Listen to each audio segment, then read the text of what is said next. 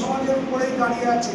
এই যুব সমাজ যদি মনে করে অনেক কিছু পাল্টে দিতে পারে।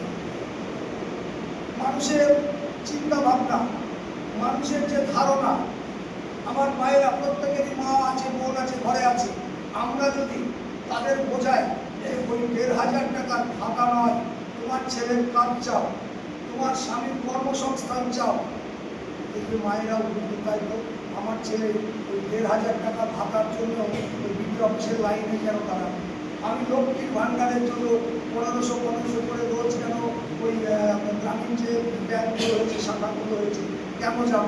আমার ছেলে তো ৫০,০০০ টাকার চাকরি করবে, আমার ছেলে কোনো যদি কলকারখানায় কাজও করে সেখানেও তো ৩০-৪০,০০০ টাকার কাজ করবে, আমার ছেলে কেন ১৫০০ টাকার জন্য লাইনে দাঁড়াবে? এই ভাবনাটা মায়েদের মধ্যে ঢোকাতে হবে এই যুব সমাজকে।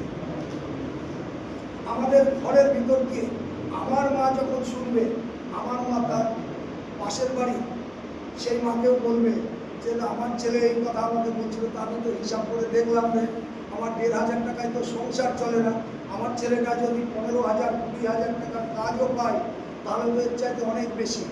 এইটা স্প্রেড হয়ে যায় প্রত্যেক পাড়ায় পাড়ায়। মায়েরা যখন গল্প করবে, তাই তো ১৫,০০০ টাকা দিচ্ছে মানে মমতা ব্যানার্জি আমাদের ঠকাচ্ছে, মমতা ব্যানার্জি আমাদের ঠকাচ্ছে।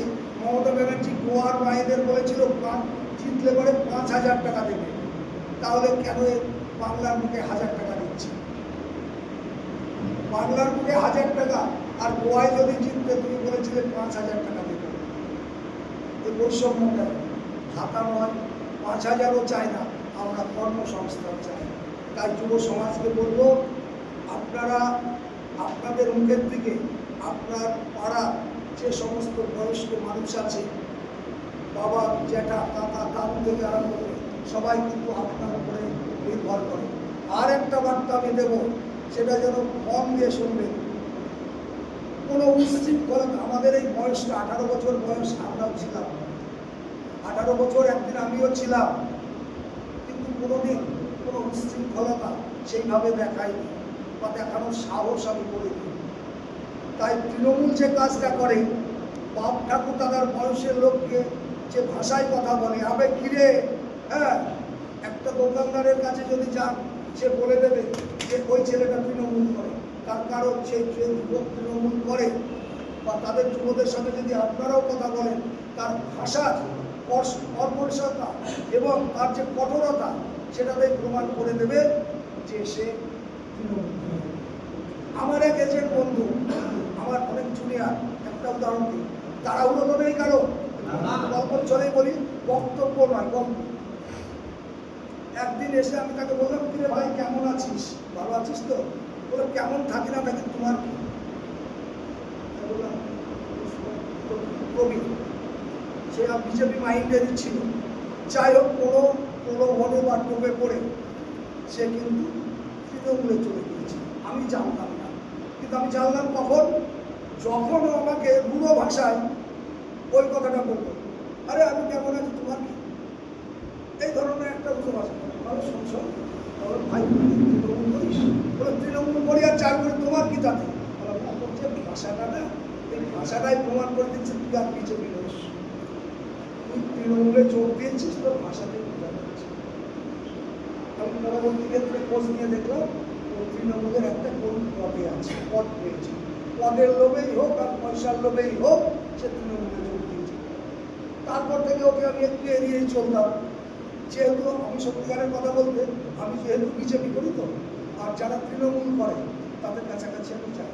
আমার যে আত্মীয় তৃণমূল করে, আমি তাদের বাড়ি যতটা বাড়িয়ে এগিয়েছি।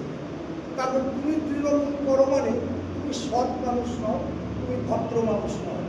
তৃণমূল কখনো সৎ বা ভদ্র হতে পারে না। তেঁতুল বা লেবু যেমন মিষ্টি হয় না, টক হয়, নিম পাতা যেমন মিষ্টি হয় না, তেতো হয়, ঠিক সেই রকম তৃণমূল করছো মানে তুমি যে দলটা গোষ্ঠীকন্দলের ফলে একদিন সৃষ্টি হয়েছিল এবং দুর্নীতির জন্য সৃষ্টি হয়েছিল, দুর্নীতি করে খাওয়ার জন্য, সেই দলে যখন মানুষ যায়, সেই মানুষ সৎ হতে পারে না। তাই আমি ওই ছেলেটাকে 2 বছরে এড়িয়ে চলেছি। হঠাৎ 2 বছর দুয়েক পর ও আমার কাছে এসে বলছে বাচ্চাটা কেমন আছো? আমার ডাক নাম বাচ্চা। বাচ্চাটা ভালো আছো? আমরা ভাই তুমি বিজেপিতে ফিরে এসেছিস নাকি? বলছে হ্যাঁ দাদা ওসব চোরের দল, ওখানে আমি আর যাবো না, ওকে আর করবো না। হ্যাঁ, তাহলে মানুষটা বুঝতে পারছেন তো, একটা মানুষ সে কিন্তু আচরণ দেখেছি কোন রাজনৈতিক দল করছে কিছুটা অনুমান করা যায়।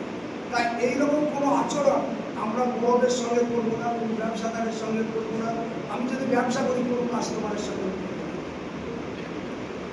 আপনি খোঁজ দিয়ে জানবেন যে কারোর সঙ্গে কোনো রূঢ় ব্যবহার সচরাচর আমি করি। তবে একটা কথা, আমরা তো সবাই যুবক, আমাদের শরীরেও রক্ত মাংস দিয়ে তৈরি। কেউ যদি অন্যায় করে সে অন্যায় কিন্তু সহ্য। প্রথমে প্রতিবাদ করব, তারপরে প্রতিরোধ, তারপরেরটা সেটা আর বললাম না, সেটাও মাথা নত করা যাবে না। তুমি অন্য দল থেকে আসো বা যেখান থেকে আসো, যদি আমার কোনো যুব ভাই অন্য দল থেকেও আসো, আমাদের যে আদর্শ বিজেপির আদর্শ, সেই আদর্শ মেনে চলতে হবে। আমাদের কতগুলো প্রকল্প আছে সেগুলো মানতে হবে। এবং সবচাইতে বড় কথা, মাদারের সঙ্গে আমরা দেখতে পাই মাদারের সঙ্গে যেন একটা সবসময় গণ্ডগোল বা দূরত্ব থেকে যায়। দূরত্ব নয়, একজন মার যেমন সন্তান থাকে দুটো বা তিনটে, আমাদের বিজেপিরও কিন্তু ঠিক এইরকম 7টা শাখা সংগঠন আছে। যুব মোর্চা, মহিলা মোর্চা, কিষাণ মোর্চা, সংখ্যালঘু মোর্চা, এরকম 7খানা টোটাল আছে। তার মধ্যে সবচাইতে নির্ভরশীল, মানে রোজগারের ছেলে একটা বাবার যেমন থাকে না, 3টে ছেলে থাকলে দুটো হয়তো দেখা যাচ্ছে বেকার অল্প ইনকাম করে, আর একটা ছেলে সবসময় চাকরি করে না, ব্যবসা ব্যবসাটা, তার উপরে সংসারটা নির্ভর করে। তা আমাদের এই বিজেপির সংসারটা মানে মাদার নির্ভর করে যুব কমিটি, যুব মোর্চা। তাই যুব মোর্চাটা সবচাইতে শক্তিশালী হবে এবং মাদারের সঙ্গে একত্রিত থেকে